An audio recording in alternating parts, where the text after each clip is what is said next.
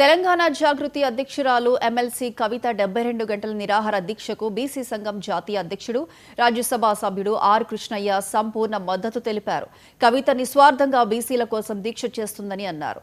రిజర్వేషన్లు అమలు చేయకుండా రేవంత్ డైవర్షన్ పాలిటిక్స్ చేస్తున్నారని, ఇతర పార్టీల మీద బురద చెల్లుతూ టైంపాస్ చేస్తున్నారని మండిపడ్డారు.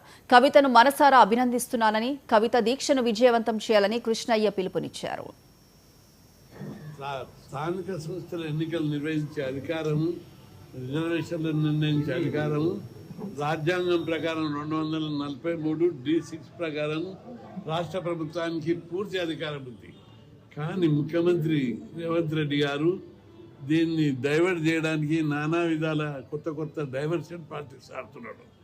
జీవో తీసి ఇప్పుడు ఆయన ఏం రావాలి, గవర్నర్ సంతకం పెట్టాలి అన్నాడు. పోయి కలువు, నువ్వు కలువనే కలువు, రాష్ట్రపతిని కలవవు, అఖిలపక్ష సమావేశం ఏర్పాటు చేయవు. కేవలం ప్రతిపక్షాల మీద, బీజేపీ మీద, ఇతర నాయకుల మీద బుద్ధదలమే పనిపెట్టి తప్పించుకోవడానికి చూస్తున్నావు. ఆ వైఖరి మానుకో. నిజంగా బీసీలకు 42% పెంచాలంటే పెద్ద ఎత్తున నువ్వు దానికి తగ్గట్టు కార్యాచరణ రూపొందించాలి. రూపొందించి అమలు చేసే